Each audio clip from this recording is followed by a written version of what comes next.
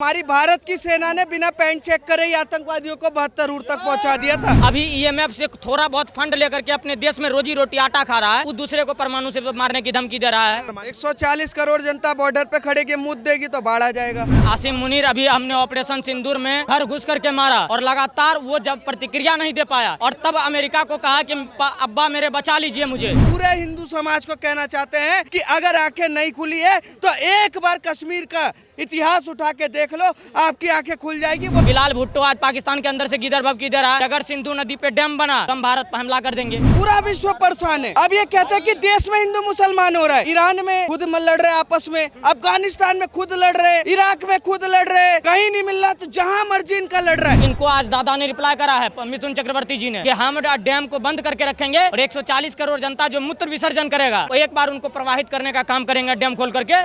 सारे पाकिस्तान तो ऐसे डूब जाएंगे। ऐसा मारते हैं कि वहाँ आसिम मुनीर, वहाँ का प्रधानमंत्री पगलाए। ऑपरेशन सिंदूर ने यह सिद्ध कर दिया। जो लगातार संसद में कहता है कि पाकिस्तान ने हमारे राफेल मार दिए, पाकिस्तान ने हमारे ड्रोन को डिस्ट्रॉय कर दिया, तो पेट में दर्द तो होगी। पाकिस्तान जो है नाजायज बच्चा है। किसी भी शहर में क्या इसमें कोई शक है क्या? है तो है कि नहीं भाई? मैं तो कोई बोलता ही नहीं, भाई ना बोल रहा हूँ। सिख के 4 आतंकवादियों का नाम बताइए, नहीं होगा। हिंदू के 4 आतंकवादियों का नाम बताइए, नहीं होगा। ईसाई के 4 का बताइए, नहीं होगा। इन्होंने कश्मीर में हिंदुओं को डसा, बंगाल में हिंदुओं को डस रहे, हैदराबाद में हिंदुओं में को डस रहे। देखो, पाकिस्तान की औकात नहीं है। हमारे बीच में बहुत सा ऐसा तबका है जो उसका हितैषी है। आज वो मुर्दाबाद कह रहा है। बच्चों को कन्वर्जन करने के लिए लड़कियों को लव जिहाद करते हैं, गाय को काटने के लिए गौ तस्करी करते हैं। ये सारे के सारे जहाँ मिले और ऐसा कुछ करते हुए मिले, भूल जाओ प्रशासन को। भाई तो ये बंगाल में भी बना रहे, 400 परिवार से ज्यादा 2 महीने पहले पलायन कर चुके हैं।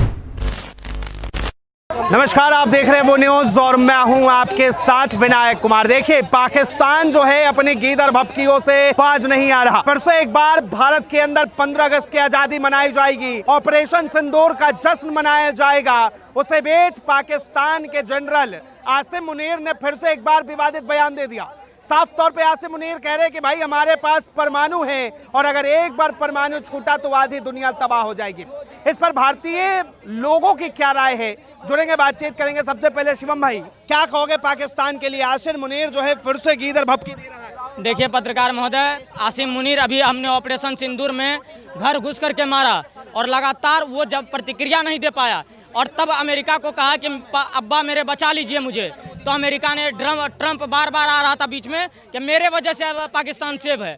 अब वो आसिम मुनीर वहाँ पर बैठ करके वहाँ से गीदड़ भभकी दे रहा है कि भारत एक खूबसूरत कार है और मेरा एक खटारा ट्रक है। कम से कम आसिम मुनीर को अपनी औकात का तो अंदाजा लगा कि हमारा औकात एक खटारा का ट्रक के बराबर ही है, लेकिन भारत हाईवे पर चल रही है, कार के समान है। तो उनको तो, लेकिन ट्रक क्या है, फंसा हुआ है अभी ट्रक के सामने। ट्रक के अंदर पेट्रोल भी नहीं है तो ट्रक चलेगा कैसे? दूसरी बात देखिए, बिलाल भुट्टो आज पाकिस्तान के अंदर से गिदड़ भभकी दे रहा है कि अगर सिंधु नदी पे डैम बना तो हम भारत पर हमला कर देंगे। आज कह रहे हैं कि आसिम मुनीर कह रहा है कि हमारे पास परमाणु बम है और हम अगर डूबेंगे तो देश, पूरे विश्व की आधे देश को ले डूबेंगे। आप मुझे ये बताइए, आधा देश बेवकूफ़ है क्या? क्या इस 2 कौड़ी के सड़क छाप जो देश है, इसको लेकर के आपको लग रहा है कि ये पूरे विश्व को डराने का काम कर सकते हैं? इनका कोई वजूद नहीं है।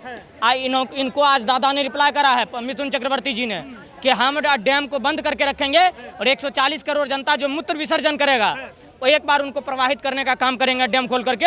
सारे पाकिस्तान तो ऐसे डूब जाएंगे। और पाकिस्तान के जो नाजायज औलाद बैठे हुए हैं भारत के अंदर, जो पाकिस्तान के झंडे को चूमने का काम करता है, जो लगातार संसद में कहता है कि पाकिस्तान ने हमारे राफेल मार दिए, पाकिस्तान ने हमारे ड्रोन को डिस्ट्रॉय कर दिया, उनको पेट में दर्द तो होगी। एक बात बताइए, पाकिस्तान फिर परमाणु की धमकी क्यों दे रहा है? वो क्यों कह रहा है कि अगर हम डूबे तो हम आधे को ले डूबे? आप आसिम मुनीर को बोलिए कि जितने परमाणु उसके पास अटेम्प्ट है, वो परमाणु है उनके पास, उनको रेवेन्यू करने का पैसा उनके पास है क्या? उनको रेनोवेशन करने का पैसा उनके पास है क्या? उनको लेकर के छोड़ने का, जो विमान से छोड़ने आएगा उनके अंदर फ्यूल डालने का पैसा है क्या उसके पास? जो अभी ईएमएफ से थोड़ा बहुत फंड लेकर के अपने देश में रोजी रोटी आटा खा रहा है, वो दूसरे को परमाणु से मारने की धमकी दे रहा है। सब वजूद इस बात का है ना, अफसोस इस बात की है कि बराबरी करना है तो लेवल के लोगों से बराबरी करना है। बाप और बेटे में कोई, जब तुम्हें पता है कि हम हाईवे पर दौड़ने वाली कार है, बेटा नाजायज बेटा है, बेटा लायक थोड़ी है। अच्छा। घर में 4 बच्चा है तो एक नालायक हो जाता है। पाकिस्तान भारत का नाजायज बच्चा है। जो पता नहीं बाप इधर उधर चल जाता है तो एगो पड़ोसी दे जाता है, वही ये हो चुका है ये पाकिस्तान। ठीक है, एक मिनट शिवम भाई, क्या कहेंगे? कह रहे भैया पाकिस्तान जो है नाजायज बच्चा है। देखिए किसी भी शहर कोई शक है में क्या? इसमें कोई शक है क्या? है तो है कि नहीं भाई? मैं तो कोई बोलता ही नहीं भाई, ना बोल रहा हूँ। तुम मानते हो कि नहीं मानते हो ये बताओ। देखिए किसी में भी शहर पे टिप्पणी देना गलत सही नहीं है, कोई भी है। क्यों? क्योंकि इनके कौम के लोग हैं वो, इनको समझ चाहिए। अरे तो बोला सारे भारतीय जनता पार्टी के लोग बोलते हैं आतंकवादी बोलता है, आतंकवादी बोलता है, रोज बोलता है, रोज बोलता। अरे टच करके मत करो। मुझे क्या कहा था जो गुजरात वाली है ना, ऑपरेशन सिंदूर हुआ, उसे आप सही मानते हैं गलत? देखिए भारत को ना जैसे पाकिस्तान को जवाब दिया ना, दो बहनों को मुझे पूरा गर्व है जैसा उन्होंने जवाब देकर आई, और पूरा भरोसा था और जवाब देगा। मोदी जी पर भरोसा था? हाँ बिल्कुल, मोदी जी पर इस पर तो भरोसा था, बाकी और पर भरोसा नहीं है। भरोसा जो लड़ाई चल रही थी इस पर तो मुझे भरोसा था, बाकी है ना कोई और नहीं। कहते हैं मुझे अल्लाह पे सिर्फ भरोसा, अभी मोदी जी पे कैसे कर लियो तुम? साले फतवा जारी हो जाएगा, फतवा जारी हो जाएगा। अरे भैया किसी भी धर्म पर टारगेट ना करे, अपनी पक्ष की बात रखे। मैं अपनी पक्ष की बात रख रहा हूँ, टारगेट ना मुस्लिम है ना हिंदू है। आपने कहा धर्म पे टारगेट नहीं करना चाहिए, ये तो बात हवा उड़ा रखी तुमने, ये बता रहा हूँ मैं। ये हवाबाजी। अरे मैं बता रहा हूँ, जो टूरिस्ट घूमन गए थे उन पे गोलियां चली ना, कहाँ की थी वो? कानपुर की।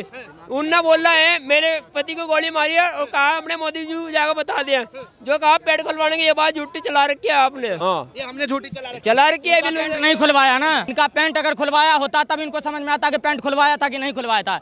इन्होंने कहा कि आज धर्म को टारगेट नहीं करना, हम तो पाकिस्तान को टारगेट कर रहे थे। और अभी तुम कह रहे हो कि पाकिस्तान में धर्म है, पाकिस्तान तो सारा का पूरा आतंकवादी भरा हुआ है। और अभी तुम ही कहते हो कि आतंकवादी का धर्म नहीं होता, तो फिर पाकिस्तानी का धर्म कैसे हो गया? पाकिस्तानी का फिर धर्म नहीं होना चाहिए था। तो तुम कह रहे हो कि पाकिस्तान के लोग इस्लाम के लोग हैं, फिर वो आतंकी कर रहे हैं, तो तुम्हारे कहने का मतलब है कि इस्लामिक लोग आतंकवादी हैं? मजा आता है, जहाँ देखा तवा पर रात बिताई सारी रात। बम लगा के कहीं मस्जिद में, कहीं मदरसे में, कहीं भी फट जाते हैं।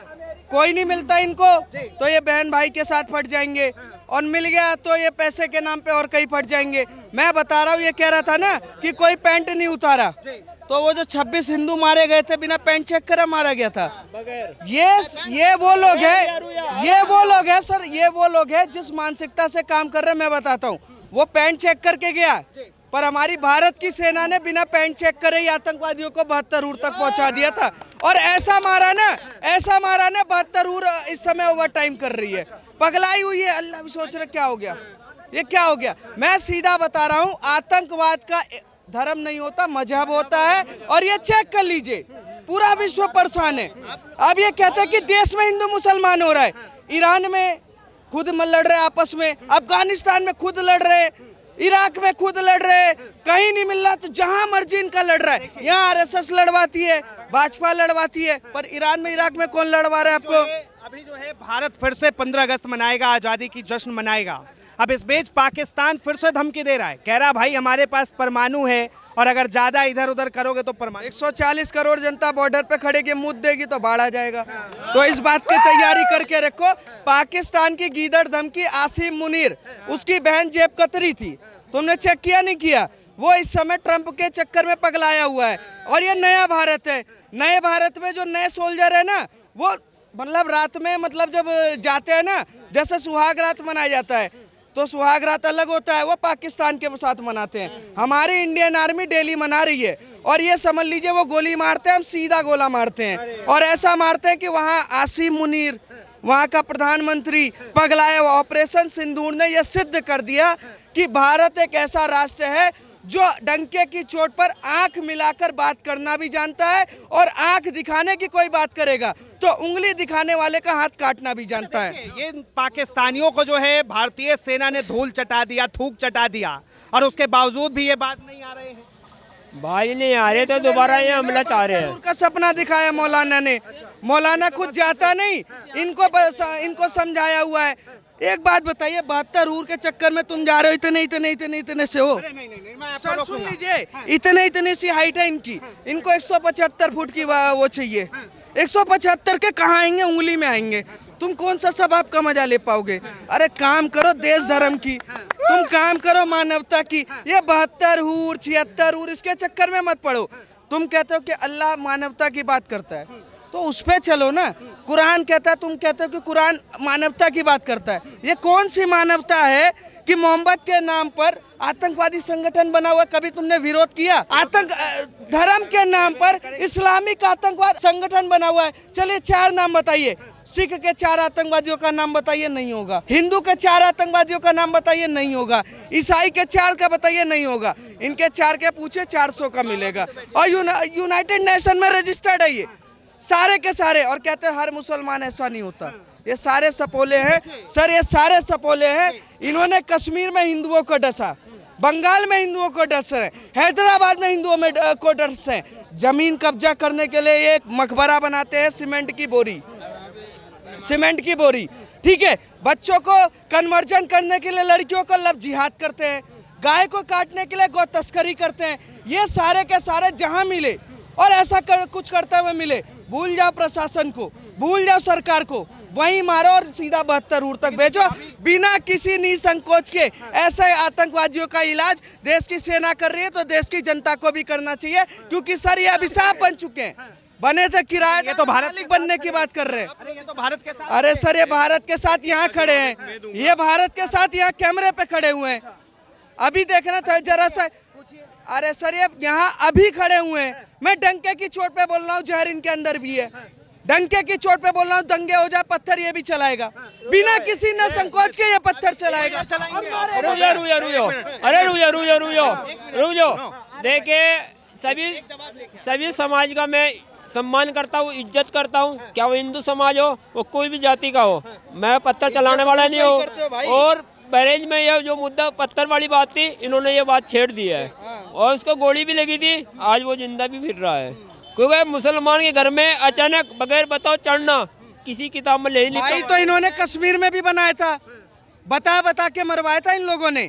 भाई तो ये बंगाल में भी बना रहे। 400 परिवार से ज्यादा 2 महीने पहले पलायन कर चुके हैं। ये सिर्फ दिखावा है। जब तक जिस राज्य में, जिस जिले में अगर 400 हिंदू रह रहे हैं और ये 2 रह रहे होंगे, तब तक भाई हैं। जिस दिन ये 40 हो जाएंगे तो कोई भाई नहीं, कोई वो नहीं। कश्मीर में हमने देखा है। हम पूरे हिंदू समाज को कहना चाहते हैं कि अगर आंखें नहीं खुली है तो एक बार कश्मीर का इतिहास उठा के देख लो, आपकी आंखें खुल जाएगी। वो भाई मानते थे, करोड़ों की प्रॉपर्टी थी सर उनके पास। मतलब इस देश में कश्मीर के हिंदू जितना अमीर पूरे देश में कोई नहीं था।